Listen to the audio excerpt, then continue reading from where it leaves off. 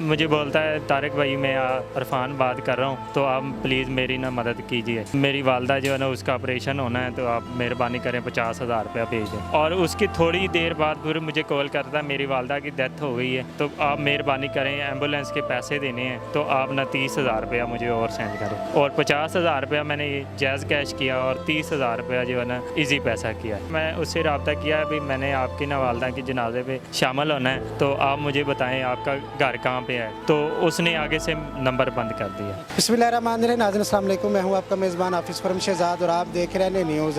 नाज़रीन आज आपको नौसरबाजी का एक नया तरीका बताएंगे। मेरे साथ एक समोसे चिप्स बेचने वाले भाई मौजूद है, जिनके पास एक शख्स आता रहा, पूरा साल यहाँ से चिप्स समोसे खाता रहा, साथ अपनी छोटी बेटी को लेकर आता था।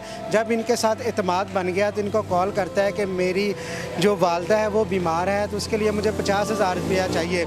इन्होंने खुदा कॉफ़ी करके उसको 50,000 रुपया जैज़ कैश करवाया। फिर घंटे बाद कॉल आती है कि मेरी वालदा की डेथ हो गई है, मुझे 30,000 रुपया और चाहिए। 30,000 रुपया भी सेंड कर दिया जाता है। फिर ये भाई फ़ोन करते हैं कि यार तुम्हारा घर किधर है, मैंने तुम्हारी वालदा के जनाजे पे आना था। उसके बाद उसने कॉल रिसीव करना ही बंद कर दी है। ये भाई किस तरह इस नौसरबाज के हाथ आए हैं, आइए इनकी ज़बानी सुनते हैं। कैसे आपका इस नौसरबाज के साथ रब्ता हुआ? भाईजान ये तकरीबन जो है ना मेरे पास 1 साल से जो है ना चिप्स अपनी बेटी के साथ आता था, और वो कहता था मेरी बेटी आपकी चिप्स जो है ना बहुत पसंद करती है। तो मैंने कहा मैं उसको ना अपनी खुशी से ज़्यादा चिप्स देता था। मैं उसकी बेटी को अपनी बेटियों जैसी समझता था। रोज़ाना आता था जी, रोज़ाना आता था। जब भी मैं दुकान लगाता था तकरीबन 4-5 बजे के करीब जो है ना मैं रेडी होता था, उसी टाइम पे वो आता था। ठीक है, वो बाद में तकरीबन ये आज हफ़्ता हो गया है, उसने मुझे कॉल की है। मुझे कॉल करता है भी मेरी ना वालदा हॉस्पिटल में इमरजेंसी में है, तो आप मेहरबानी करें मुझे ना 50,000 रुपया सेंड कर दें। मैंने उसकी वालदा पे मैंने तरस खाया। माएँ सबकी एक जैसी होती हैं, मैंने खुदा तरस। पहले उसके घर का आपको पता था? कोई घर का वो मुझे बताता था। मैं इधर उमर ब्लॉक में रहता हूँ। ठीक है, करीबी रहता था। ठीक है, और मैंने उसका नाम पूछा था, वो अपना नाम अरफान बताता। ठीक है, फिर आपको कॉल की कि मैं अरफान बात कर रहा हूँ। मुझे बोलता है तारिक भाई मैं अरफान बात कर रहा हूँ, तो आप प्लीज़ मेरी ना मदद कीजिए। तो मेरी वालदा जो है ना उसका ऑपरेशन होना है, तो आप मेहरबानी करें 50,000 रुपया भेज दें। किस चीज़ का ऑपरेशन बताया उसने ये मुझे नहीं बताया अभी किस चीज़ का ऑपरेशन है। इमरजेंसी का बताया अभी मेरी वालदा जो है ना। हॉस्पिटल का भी बताया कि किस हॉस्पिटल में है? नहीं, हॉस्पिटल का नहीं बताया, शहर का बताया था, पिंडी में जो है ना वो दाखिल है। ठीक है, और उसकी थोड़ी देर बाद फिर मुझे कॉल करता है मेरी वालदा की डेथ हो गई है। ठीक है, तो आप मेहरबानी करें एम्बुलेंस के पैसे देने हैं, तो आप ना 30,000 रुपया मुझे और सेंड करें। और 50,000 रुपया मैंने जैज़ कैश किया और 30,000 रुपया जो है ना ईजी पैसा किया। ठीक है, नंबर आ रहे हैं नाज़रीन स्क्रीन पे, जिसके ऊपर जैज़ कैश और ईजी पैसा किया गया, ये आप देख सकते हैं। उसके बाद फिर आपने रब्ता किया? जी, मैंने उसको रब्ता किया। मैं उससे रब्ता किया अभी मैंने आपकी ना वालदा की जनाजे पे शामिल होना है, तो आप मुझे बताएं आपका घर कहाँ पे है, किस जगह पे है, कौन सा नंबर है। तो उसने आगे से नंबर बंद कर दिया। ठीक है, और उसके बाद काफ़ी दफ़ा मैंने ट्राई की हैं, और नंबर बंद किया हुआ है ना, उसने मेरे पैसे वापस किए। मेरे छोटे छोटे बच्चे हैं। नंबर बंद कर दिया, फिर आपको एहसास हुआ कि मेरे साथ धोखा हो गया। अच्छा, इधर करीब ही उसने बताया था कि रहता हूँ, आपने इधर मोहल्ले में इर्द गिर्द भी पता किया, देखा जाके?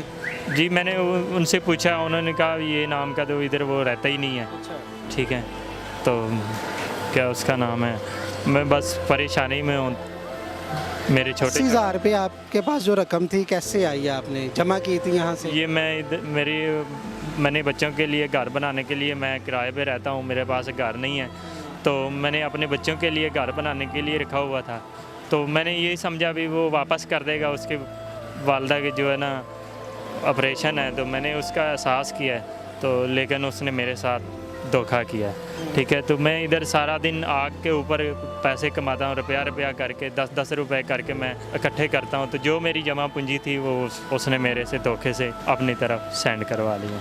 अच्छा, आपके जहन में एक दफ़ा भी ख्याल नहीं आया कि यार मैंने इस बंदे का ना तो घर देखा है ना बाहर देखा है, मैं इसको जानता नहीं हूँ, तो आपने उसको पैसे सेंड कर दिए? बस मैंने जब उसने अपनी वालदा का मुझे बताया ना, तो मेरे जहन में ही नहीं रहा। मैंने कहा किसी हो सके मेरे पैसे देने से इसकी वालदा जो है ना सेहतयाब हो जाए। पता नहीं उसके गरीब के पास पैसे हैं या नहीं है, क्या मसला हो रहा है, लेकिन मैंने वो बस इसी टेंशन में मुझे खुद बहुत रोना आया जब उसने मुझे बोला अभी मेरी वालदा की डेथ हो गई। ठीक है, उसके बाद 15 पे कॉल की, पुलिस स्टेशन गए आप? जी मैं पुलिस स्टेशन गया हूँ, करीबी साथ ही पुलिस स्टेशन है, तो उधर मैंने एप्लीकेशन करवाई। ठीक है, तो उन्होंने मुझे कहा है भाई हम कोशिश कर रहे हैं। तो अच्छा, जिस नंबर से कॉल आई थी पैसे भी उसी नंबर पे सेंड किए गए कि वो उसने अलग से नंबर भिजवाए थे? जी उसने अलग से नंबर मुझे भेजे थे। ये जो इजी पैसा ना वो मीरा बीबी के नाम पे, और जो जायज़ कैश है ना वो जो नंबर मैंने आपको दिया है वो मोहम्मद हनीफ के नाम से। उन नंबरों पे कॉल की आपने? जी मैंने वो जो इजी पैसे वाला है ना मैंने उस पर कॉल की है। वो कॉल अभी जो है ना नंबर उसने बंद कर दिया है। पहले तकरीबन 2 दिन से जो है ना कॉल जा रही थी, तो जायज़ कैश जो है ना वो बंद पड़ा है। कई दफ़ा मैं 24 घंटे में तकरीबन 15-16 मरतबा जो है ना मैं कोशिश करता हूँ कहीं उसकी कॉल चल जाए, उसका नंबर चल जाए, तो लेकिन नंबर उसके बंद। बच्चे कितने आपके? 2 बेटियाँ हैं मेरी माशाल्लाह, और 1 बेटा है मेरा। स्कूल जाते हैं? एक बेटी जो है ना 5 साल की वो स्कूल में जाती है, और 2 बच्चे यहाँ जो पे है रोजाना कितनी इनकम आपको आ जाती है? इधर मैं सारा दिन का जो है ना तकरीबन 700-800 रुपए की जो है ना प्रॉफिट मुझे बनती है, जिससे मैं अपने घर का खर्चा चलाता हूँ। घर का रेंट कितना है? 10,000 रुपये है जी, बिल्कुल सादा। फिर 80,000 रुपये आपने बड़ी मुश्किल से आपने ये जमा किया होगा, जो वो नौसरबाज एक लम्हे में उड़ा के ले गए। ये तकरीबन मैंने साल मेहनत करते हुए हो गया है, तो मैंने थोड़े थोड़े करके मैंने जो ना पैसे इकट्ठे किए हुए थे, लेकिन बस मेरी जो है ना गलती यही है भी मैंने उसका आईडी कार्ड नहीं लिया, उसका मुकम्मल पता नहीं किया। चाहेंगे पुलिस वालों से, आला हुकाम से? मैं उनको यही अपील करना चाहता हूँ कि मेरे छोटे छोटे बच्चे हैं, तो प्लीज़ आप मेरी मदद कीजिए, जो मेरे पैसे हैं ना मुझे वापस दिला दें।